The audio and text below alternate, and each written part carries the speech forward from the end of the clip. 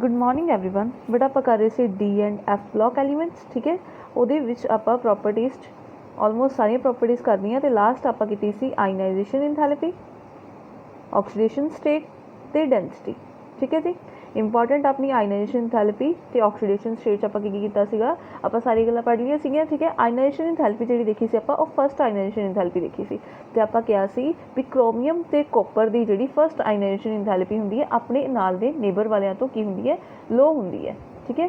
लेकिन जो यही हो जाती है सैकेंड आयनाइजेशन इंथैल्पी, जो हो जाती है सैकेंड आयनाइजेशन इंथैल्पी मतलब कि एक इलैक्ट्रॉन ऑलरेडी की हो चुका है, निकल चुका। तो क्रोमियम की जो अपनी इलैक्ट्रॉनिक कॉन्फिगरेशन हो जाएगी 3d5 तो कॉपर की हो जाएगी 3d10, ठीक है। तो ये की हो जाता बेटा, ये दोनों बहुत स्टेबल होंगे ने, इस करके जी इन्हों की आयनाइजेशन इंथैल्पी है, ठीक है, अपने आस पास नेबरस नालों की हो जाएगी, ज़्यादा हो जाएगी, इनक्रीज़ हो जाएगी, ओके। पहले की सी बेटा लो सी फस्ट वाले और सैकेंड वाले की हो जाती है हाई हो जाती है। ये दोनों अलग अलग ने, पहले की है लो है, उस तो बाद की हो जाती है हाई है। ये गल याद रखना है और जो मैंशन करना है भी लो है या हाई है, उदों देख लेना भी फस्ट आयनाइजेशन इंथैल्पी की गल हुई है या सैकेंड वाले की हो जाता है, बिल्कुल उल्टा हो जाता है। क्रोमियम तो कॉपर की हाई हो जाती है जबकि फस्ट वाले की सी लो सी, ओके। तो एक गल होर बेटा आप की सी भी जो मैगनीज है, ठीक है, अपनी हायर ऑक्सीडेशन स्टेट, ठीक है, जनरली जोड़े भी सारे ट्रांजिशन एलीमेंट्स ने वो अपनी हायर ऑक्सीडेशन स्टेट सिर्फ और सिर्फ कदों शो करते हैं जदों उन्होंने इलैक्ट्रोनैगेटिव हाईली इलैक्ट्रोनैगेटिव एटम्स फ्लोरीन ते ऑक्सीजन लगे हों, उदों ही बेटा इन्नी हाई ऑक्सीडेशन स्टेट शो कर सकते हैं, ठीक है जी। ये गल्लां सी बेटा, इन्नी आप सारा कुछ कर चुके सी। जो बेटा अज आप करना है वो है स्टैंडर्ड इलैक्ट्रोड पोटेंशियल, ठीक है, ओके। स्टैंडर्ड इलैक्ट्रोड पोटेंशियल, ठीक है। थोड़ा जी हैरानी होंगी है कि ये आप कितने किया सी, इलैक्ट्रोकैमिस्ट्री किया सी, इलैक्ट्रोकैमिस्ट्री किया सीगा, ठीक है। तो ये कितने इत्थे किवें आ गया, ओके। स्टैंडर्ड इलैक्ट्रोड पोटेंशियल तो बेटा आपां की पता लगेगा कि आपां इत्थों थर्मोडायनेमिकली, ठीक है, किहड़े थर्मोडायनेमिकली स्टेबल ऑक्सीडेशन स्टेट का पता लगेगा, ठीक है, भी थर्मोडायनेमिकली स्टेबल ऑक्सीडेशन स्टेट की है। हुण आपां नूं कह दिता जाए कि निकल दी 2 पॉजिटिव तो निकल दी 4 पॉजिटिव नालों चों किहड़ी ज़्यादा स्टेबल स्टेट होएगी, ठीक है। ऑक्सीडेशन स्टेट तो वेरीएबल शो करते हैं, हुण किहड़ी स्टेट शो होएगी आप दसांगे स्टैंडर्ड इलैक्ट्रोड पोटेंशियल दे नाल, ओके। कादे लई यूज़ करना आप स्टैंडर्ड इलैक्ट्रोड पोटेंशियल नूं दस्सण लई कि किहड़ी ऑक्सीडेशन स्टेट ज़्यादा स्टेबल है। कि ऑक्सीडेशन स्टेट स्टेबल होने का मतलब है कि कित्थे इलैक्ट्रॉन अच्छी तरह लूज करेगा तो स्टेबल कंपाउंड बनाएगा, ठीक है जी, ओके। उहदे लई यूज़ करांगे आप स्टैंडर्ड इलैक्ट्रोड पोटेंशियल। नॉर्मली बेटा आप गल करते हैं किसी भी ऑक्सीडेशन स्टेट के स्टेबल होने की, ऑक्सीडेशन स्टेट स्टेबल होने की गल करते हैं उसकी आयनाइजेशन इंथैल्पी तो, ठीक है। जिन्नी घट उसकी आयनाइजेशन इंथैल्पी होएगी उन्ना ही स्टेबल होएगा, स्टेबल ऑक्सीडेशन स्टेट होएगी। अगर आप सोडियम की गल करिए, नॉन ट्रांजिशन एलीमेंट है, ठीक है, ये बहुत ईजीली अपना इलैक्ट्रॉन लूज करके एन पॉजिटिव बन जाता है। क्यों? क्योंकि इन्हें इलैक्ट्रॉन लूज करना चाहता है, एक कंपाउंड बनाना चाहता है, ये स्टेबल होना चाहता है, इस करके ही इलैक्ट्रॉन लूज करता है और स्टेबल हो जाती है। और सोडियम की एन पॉजिटिव की होंगी है, स्टेबल ऑक्सीडेशन स्टेट होंगी है, ओके। ये इन्ना अपन पता है।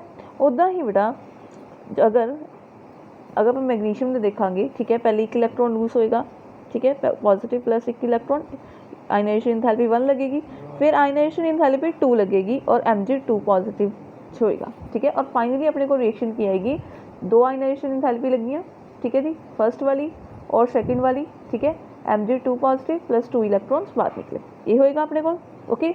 मतलब कि जो भी आप देखना है किसी भी ऑक्सीडेशन स्टेट नूं, ओहदी की देखांगे आयनाइजेशन इंथैल्पी का की देखांगे, सम देखांगे, सम ऑफ आयनाइजेशन इंथैल्पी। और जिहदा सम ऑफ आयनाइजेशन इंथैल्पी लैस होएगा वो वाली ऑक्सीडेशन स्टेट की होएगी, स्टेबल होएगी, ठीक है।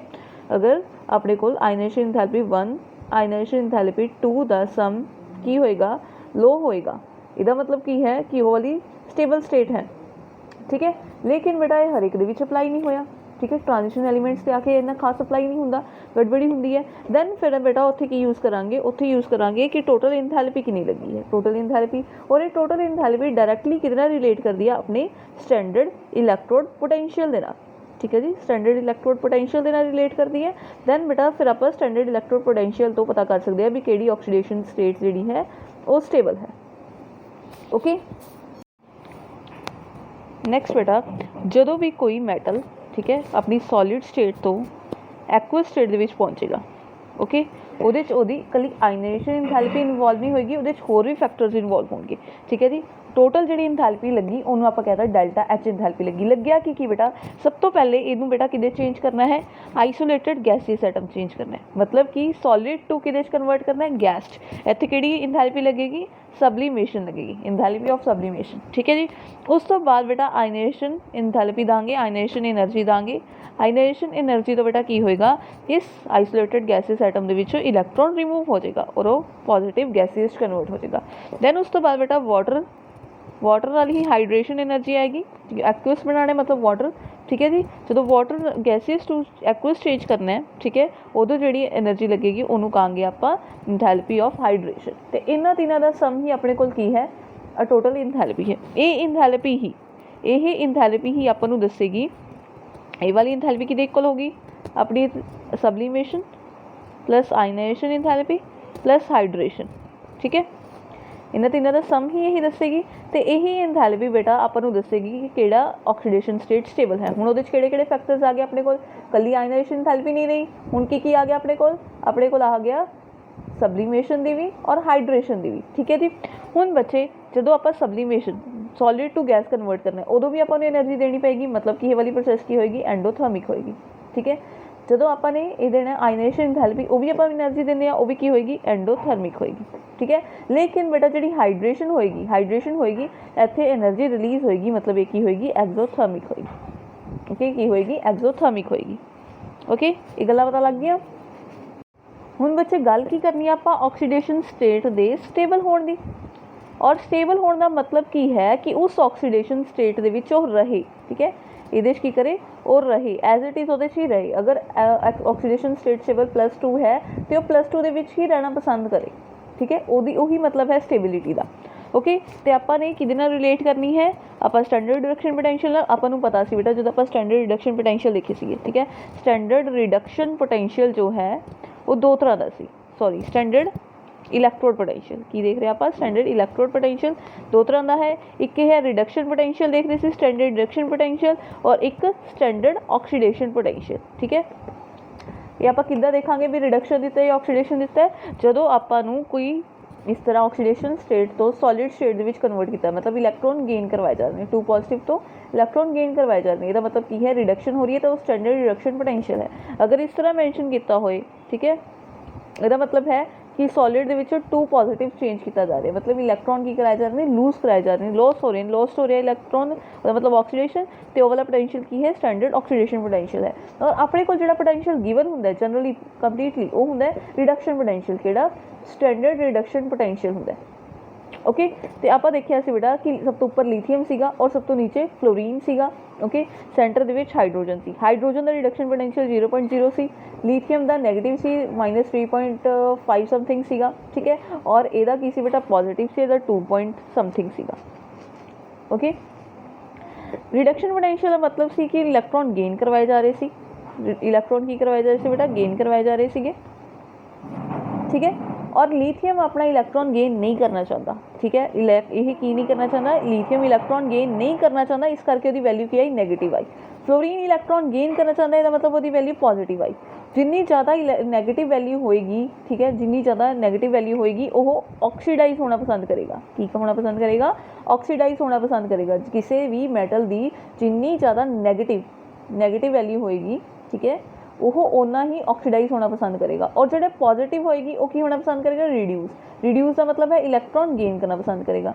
ठीक है, ओके, ये बेसिस से की होएगा बेटा, जोड़ा भी अपने को मैटल होएगा, कोई भी ऑक्सीडेशन स्टेट आप स्टेबल कहांगे। ऑक्सीडेशन स्टेट मान लो आप किसी भी स्टेबल कहनी है कि कॉपर 2 पॉजिटिव है और कॉपर पॉजिटिव है। ठीक है, ये जो आप स्टेबल कहनी है। ओके, जेडी भी oxidation state electron easily gain करके रिड्यूस हो जाएगी। ठीक है, वो की होएगी, वो अनस्टेबल होएगी। ओके, जेडी इलैक्ट्रॉन गेन करना नहीं चाहेगी वही की होएगी, स्टेबल होएगी। कोई भी oxidation state JD electron gain करना नहीं चाहती, ठीक है, वो रिड्यूस नहीं होना चाहती, वही की होएगी, अपनी स्टेबल होएगी। ओके, और आप किहदे थ्रू देखांगे, वो रिडक्शन पोटेंशियल थ्रू देखांगे। जिन्नी ज़्यादा नैगेटिव वो इलैक्ट्रॉन गेन करना नहीं चाहती, उन्नी ऑक्सीडेशन स्टेट की है, स्टेबल है। ओके, हुण बेटा अपने कोल रिडक्शन पोटेंशियल्स गिवन ने। ठीक है, किदे इलैक्ट्रोड पोटेंशियल जोड़े होंगे वोल्ट होंगे, वोल्ट के गिवन ने आपू किदे गिवन ने 2 पॉजिटिव आए। ठीक है, 2 पॉजिटिव के कन्वर्ट करने वाले। ओके, दिते ने रिडक्शन पोटेंशियल्स। हुण देखो बेटा, इसका ट्रेंड देखो। सब तो पहले टाइटेनियम वेनेडियम क्रोमियम तक की हो रहा है बेटा रिड्यूस हो रहा है 1.63 तो नीचे ਨੂੰ आ रहा है मतलब कि वैल्यू डिक्रीज हो रही है ठीक है डिक्रीज हो रही है मतलब नैगेटिव लैस नैगेटिव हो रही है कि कर रही है इनू लैस नैगेटिव हो रही है ओके लैस नैगेटिव हो रही है आप की देखा सी ਜਿਹੜੇ ਹਾਈਲੀ ਨੈਗੇਟਿਵ ਸੀ सब तो ਉੱਪਰ ਹਾਈਲੀ ਨੈਗੇਟਿਵ ਸੀ ਉਹ ਰਿਡਿਊਸ ਹੋਣਾ ਨਹੀਂ ਚਾਹੁੰਦੇ ਸੀ ਉਹ ਸਟੇਬਲ ਸੀ ठीक है मतलब कि स्टेबिलिटी की हो रही है थोड़ी थोड़ी डिक्रीज हो रही है लेकिन अचानक मैगनीज से आके की होगी बहुत ज़्यादा इंक्रीज होगी इतने इंक्रीज होगी मतलब मोर नैगेटिव होगी इतने मोर नैगेटिव होगी ਇਹਦਾ मतलब कि ये फिर तो की होगी स्टेबल होगी ठीक है उस तो बाद बेटा फिर की हो रही है फिर रिड्यूस हो डिक्रीज हो रही है ठीक है फिर लैस नैगेटिव हो रही है फिर लैस नैगेटिव हो रही है ठीक है देन उस तो बाद की हो रही है अचानक की होगी पॉजिटिव होगी देन फिर तो की होगी फिर नैगेटिव होगी ओके ये हो गया ना मतलब अपना ट्रेंड रेगुलर नहीं है ओके ਉਹਦਾ कुछ रीजन है की रीजन है कि टाइटेनियम तो क्रोमियम तक तो अपन पता है भी साइजिंग की होंगे डिक्रीज होंगे रेगुलर साइज डिक्रीज होने करके की हो रही है बेटा अपनी ओके साइज डिक्रीज होने करके हो रही है बेटा लैस नैगेटिव हो जा रही है लेकिन मैगनीज से जाके की होगी हाईली मोर नैगेटिव होगी हाईली मोर नैगेटिव का मतलब है कि स्टेबल होगी केड़ी की गल कर रहे बेटा आप डाईवैलेंट की गल कर रहे डाईवैलेंट मतलब कि इन्होंने तो की है सारे तो टू पॉजिटिव ठीक है जी टू पॉजिटिव की गल चल रही है सब दी ओके जो मैगनीज की आप देखांगे मैगनीज की आप देखांगे इलैक्ट्रॉनिक कंजुगेशन तो इतने 3d5 है ठीक है 4s2 होंगी है डाई पॉजिटिव हो गया 2 इलैक्ट्रॉन्स निकल गए 3d5 की है हाईली स्टेबल है अपने आप ये चाहता है कि मैं Mn2 पॉजिटिव रहा इस करके दिए 1.18 है ओके देन उस तो बाद फर्दर की हो रही है बेटा फिर लैस नेगेटिव हो रही है ठीक है और जनरली कोबाल्ट निकलती बेटा जनरली की है सेम जी है सिमिलर है क्यों सिमिलर है क्योंकि इन्हों साइज़ की है इन्हों साइज़ भी सिमिलर होंगे ठीक है जी इस करके इन्हें कोई ज़्यादा फर्क नहीं आ रहा ओके देन उस तो बाद कॉपर की हो रही है अचानक पॉजिटिव हो रही है अचानक पॉजिटिव ठीक है कॉपर 2 पॉजिटिव की होगी 3d9 इलैक्ट्रॉनिक कन्फिगरेशन है ये की हो रही है पॉजिटिव मतलब कि चाह रही है कि मैं इलैक्ट्रॉन की कर ला मैं गेन कर ला 2 इलैक्ट्रॉन्स ठीक है जी की चाहता है कि मैं इलैक्ट्रॉन गेन करके रिड्यूस हो जाए इस करके की है ये 0.34 आ रही है पॉजिटिव देन उस तो बाद की है बेटा जिंक की हो रही है फिर तो नैगेटिव हो रही है ठीक है जिंक दी नैगेटिव हो रही है मतलब Zn2 पॉजिटिव हाईली स्टेबल है क्योंकि इसके 3d10 है मतलब कि बहुत ज़्यादा स्टेबल है ओके इतना समझ आ गया अपन कॉपर 2 पॉजिटिव का बेटा एक होर इंपॉर्टेंट रीजन है कि जो आप बेटा डेल्टा एच की गल की अपने डेल्टा एच कि डिपेंड कर रहे थे सब्लीमेशन वाली एनर्जी से आयनाइजेशन एंथैल्पी से प्लस अपनी हाइड्रेशन एनर्जी से जिनी ये पॉजिटिव सी मतलब दे रहे थे ठीक है एंडोथर्मिक सी उन्नी ही इनू की होना पै रहा है एक्सोथर्मिक होना पै रहा है ठीक है उन्नी ही ये नैगेटिव सी एक्सोथर्मिक मतलब निकलेगी बेटा जो लेकिन ठीक है ये नैगेटिव ज़्यादा हो जाती है ज़्यादा एनर्जी जिथे निकलती है उत्थे अपनी नैगेटिव वैल्यू आती है डेल्टा एच की ठीक है डेल्टा एच की वैल्यू नैगेटिव आती है तो अपना स्टैंडर्ड रिडक्शन पोटेंशियल भी की होंगे नैगेटिव ही होंगे ठीक है लेकिन बेटा जो कॉपर की वारी आती है कॉपर की वारी पॉजिटिव सब्लीमेशन भी पॉजिटिव ठीक है अपनी आयनाइजेशन एंथैल्पी भी पॉजिटिव आप दे रहे हैं लेकिन हाइड्रेशन एनर्जी इन्नी ज़्यादा नहीं निकलती हाइड्रेशन एनर्जी जी है वो इन्नी ज़्यादा हाईली नैगेटिव नहीं होंगी कि ये ओवरऑल नैगेटिव हो सके ठीक है ये ओवरऑल नैगेटिव की बजाय ओवरऑल पॉजिटिव ही रहती है क्यों बेटा क्योंकि अपनी हाइड्रेशन एनर्जी इन्नी ज़्यादा नहीं निकलती ओके जिस करके पॉजिटिव हो जाती है अपना स्टैंडर्ड रिडक्शन पोटेंशियल भी की हो जाता है फिर पॉजिटिव हो जाता है ओके इन्ना हो गया उस तो बाद बेटा जो भी कोई मैटल होएगा ठीक है आप कोई भी मैटल देखिए ना कोई मैटल है अपने सॉलिड स्टेट दे विच ठीक है वो कोई भी एसिड दे विचों ठीक है कोई एसिड है अपना ओके ਉਹਦੇ ਨਾਲ ਕੀ ਹੋ ਕੇ बेटा ਉਹਦੇ ਨਾਲ रिएक्ट करके ठीक है खुद ऑक्सीडाइज हो जाता है ओके तो हाइड्रोजन गैस लिबरेट करता है आप देखिए भी जोड़े भी एक्टिव मैटल्स होंगे ने जनरली आप सारे के सारे एक्टिव मैटल्स उन्होंने कहड़ा कहते हैं एक्टिव मैटल्स जोड़े ने वो हाइड्रोजन गैस को की करते हैं इवॉल्व करते हैं क्यों ठीक है क्यों आप ले लिया अपने कोल